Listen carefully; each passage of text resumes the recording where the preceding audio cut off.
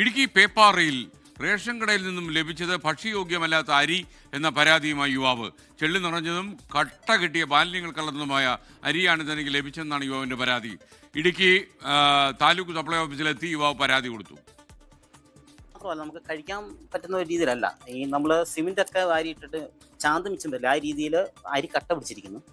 അത് കയ്യിലിട്ട് എടുത്തു കഴിഞ്ഞിട്ടുണ്ടെങ്കിൽ അരിപ്പൊടി ഇരിക്കുന്ന പോലെ ആ ഒരു രീതിയിലാണ് ആ അരി മൊത്തം നമുക്ക് കിട്ടിയത്.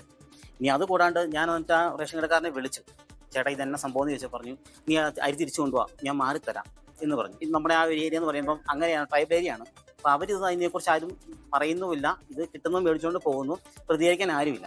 ആ ഒരു ഒറ്റ കാരണം കൊണ്ട് മാത്രമാണ് ഞാനിപ്പോൾ ഈ അരിയായിട്ട് ഈ സപ്ലൈ ഓഫീസിന് ഫ്രണ്ടിൽ വരേണ്ടി വന്നത്. രാഹുൽ വിജയൻ ഇടുക്കിയിൽ നിന്ന് ചേരുന്നു. രാഹുൽ, വിശദാംശങ്ങൾ.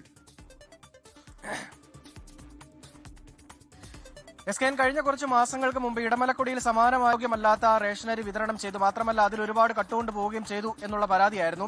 ഇന്നിപ്പോൾ പേപ്പാറയിലെ ARD 34 നമ്പർ റേഷൻ കടയിൽ നിന്ന് അരി വാങ്ങിയ ഒരു ഗുണഭോക്താവിനാണ് സമാനമായ സാഹചര്യം നേരിടേണ്ടി വന്നത്.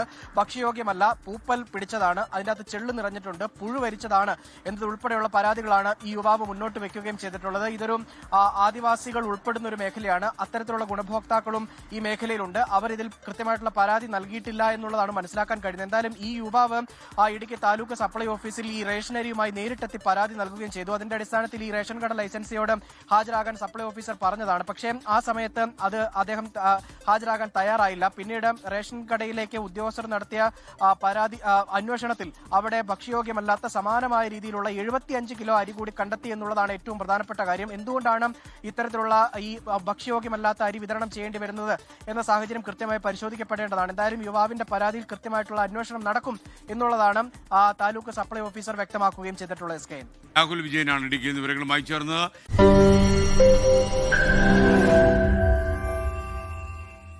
ലോകത്തെവിടെയായാലും ഏത് സമയത്തും 24 വാർത്തകളും ഓഗ്മെന്റഡ് റിയാലിറ്റി പാക്കേജുകളും എക്സ്പ്ലെയിനറുകളും വിശദമായി കാണാൻ ഞങ്ങളുടെ യൂട്യൂബ് ചാനൽ നിങ്ങൾക്ക് സബ്സ്ക്രൈബ് ചെയ്യാം.